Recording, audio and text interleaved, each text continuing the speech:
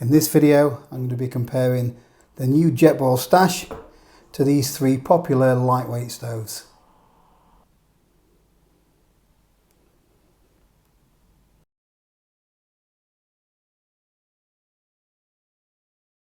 I hadn't actually planned to make this video, but after the recent launch of the Stash, I put my video out there for everyone to see and it got quite a mixed reaction, so I thought I would compare it to some of the stoves and suggestions that lots of people were making in the comments.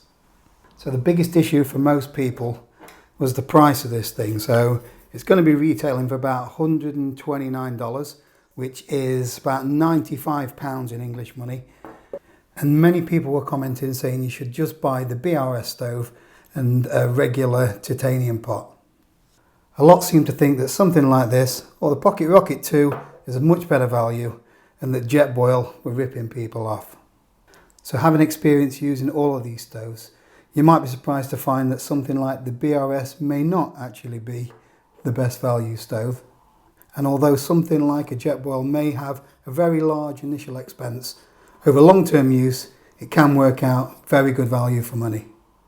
What I'm going to do today is look at all these stoves individually, see how much the initial setup costs are for a pot and the stove itself.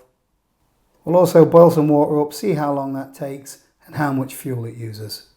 And that way we'll be able to test Jetboil's claim that this stove is twice as fuel efficient as the rest of them. This is what you're going to get for $129 or £95 with the Jetboil Stash. You're going to get a titanium burner, which is very compact and lightweight.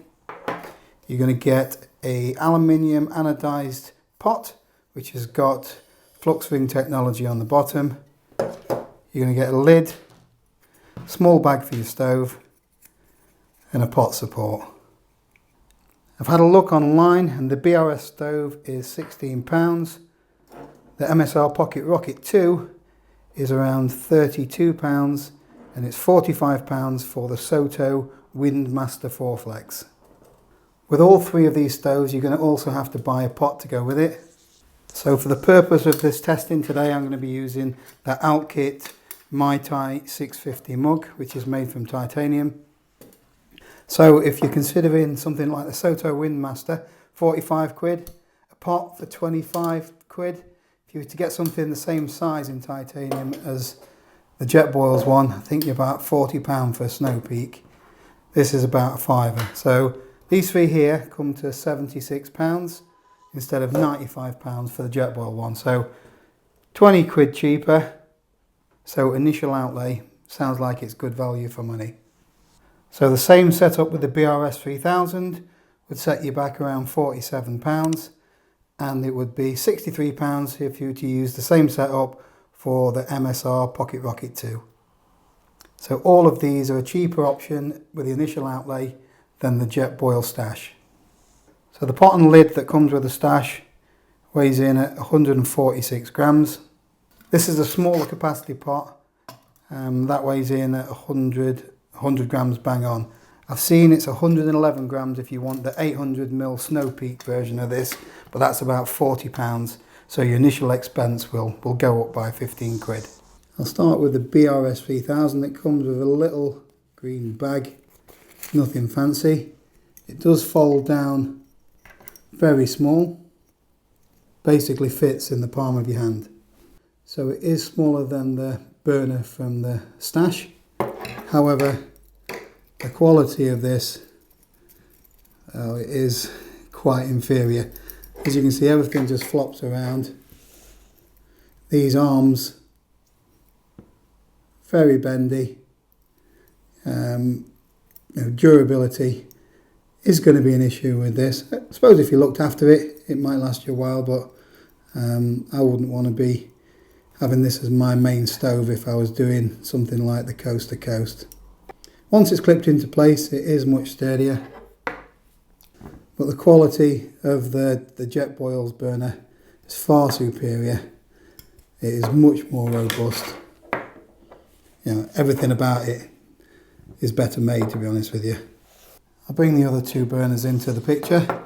So this one is the MSR Pocket Rocket. Now this one is a well-made stove. I do like this one. Again, the arms fold down. Oops. Again, the arms fold down on this to make it a more compact unit. A little bit more of a faff than this one, but yeah, it's not too much trouble. And then we have the Soto Windmaster. So this is a bigger unit altogether. This is a little faffier because if you want to pack it down, the arms actually come off and then they clip back on again. So to store this, you would put the arms around there. Oh, not that way. And then you would put it in the little bag that comes with it. So here are the bags or containers. So I never really put the MSR Pocket Rocket in there because it just makes it too bulky. Right, the BRS stove weighs in at 25 grams, so that is really lightweight. Soto Windmaster, that is 87 grams. MSR Pocket Rocket 2, 74 grams. And then we have the Stash, which is 59 grams. So this is lighter than these two options, but it's not as light as the BRS. Let's check out some boil times and see how much fuel these stoves use. I've got an almost full canister and I'm going to weigh it before I start each boil and then weigh it after each boil and see how much each stove uses. The stopwatch is ready to go. Starting weight 307. We'll use the BRS 3000 first.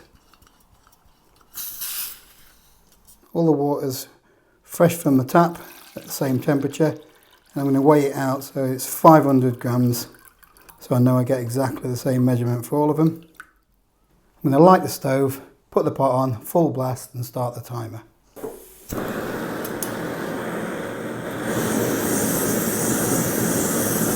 I haven't left the lid on because I want to be able to see when it boils.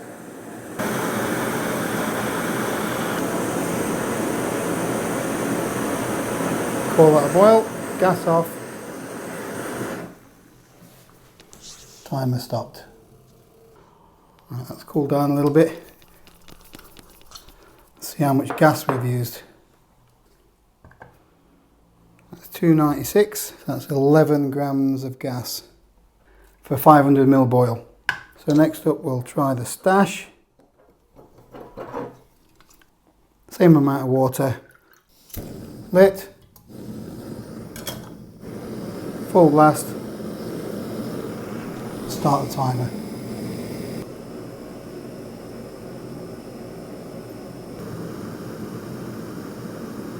That's a boil, gas off, stop the timer. Now let's weigh the gas.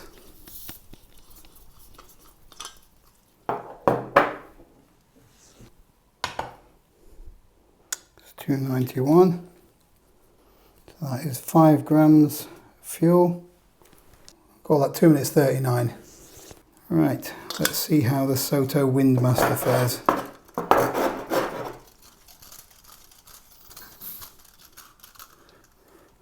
So this is the only one of those 4 stoves that has a built-in igniter. So that's an added bonus. Let's get some fresh water from the tap again.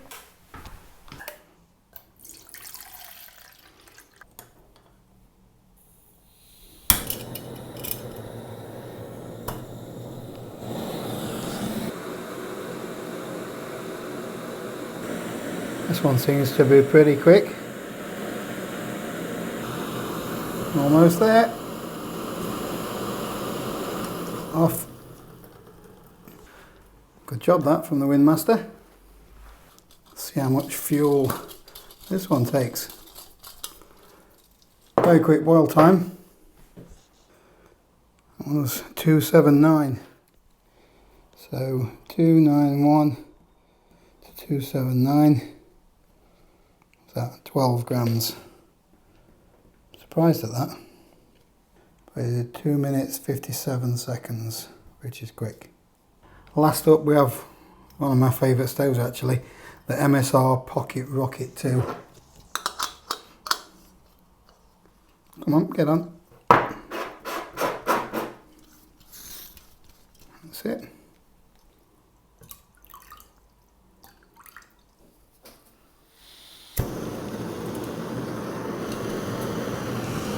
Start the timer. This one is the loudest of all the stoves. It's quite obvious why they call it the Rocket. Over there. It's a boil. And that one surprised me a little bit. I thought that would be quicker than it was. Let's see how much fuel it's used. Get it on the scale. 10 grams, 3 minutes, 53. Obviously that wasn't done under laboratory conditions or anything like that. There may have been the odd second or two difference from reaching from here to turning the timer off.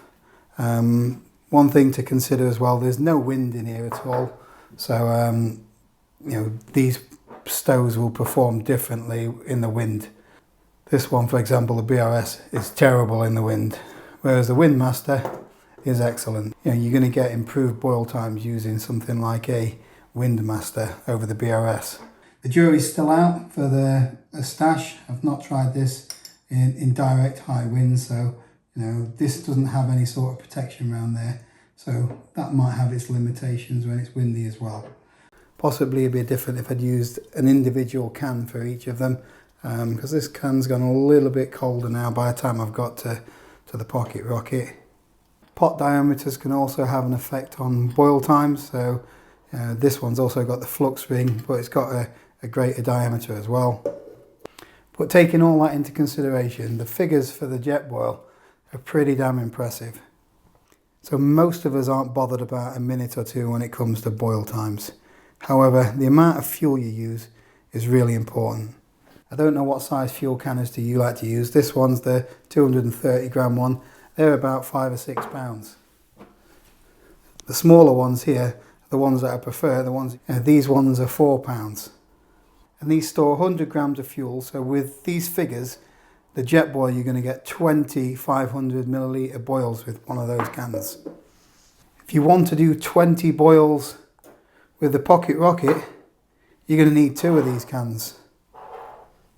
And these 2 stoves, you won't be able to get 20 boils out of 2 cans.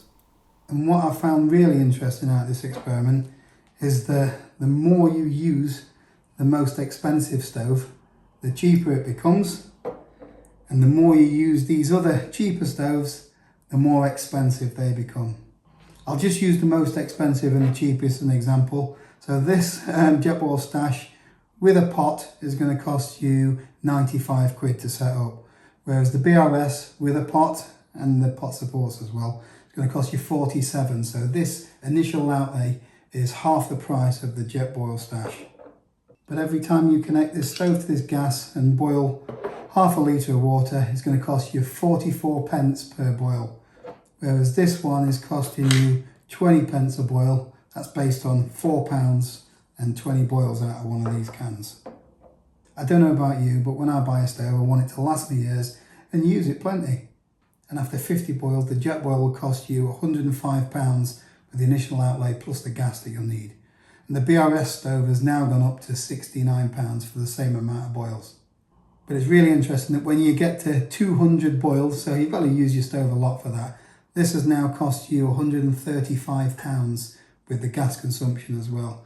And the Jetboil has also cost you £135. So you've only spent £40 worth of fuel over 200 boils on that one. The bit that's most surprising is these 2 stoves in the middle. So these are actually costing more over 200 boils. So the Soto with a pot and support and the gas that it's used after 200 boils has now cost you £172, which is nearly £40 more than the Jetboil. And the Pocket Rocket 2 is up to £143, so that's £8 more.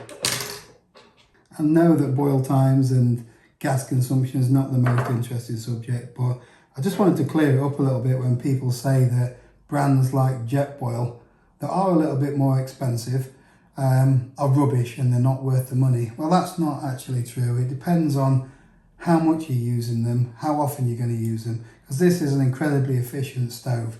It's just that initial price tag that puts everybody off. I do get that there is a little bit of a premium for that logo there, but it's a great product that's going to last you years, and the more you use it, you know, the better value for money it's going to become. So if you found this subject helpful or even boring, then please hit that thumbs up button, because it really helps me out. And I'll see you in the next video.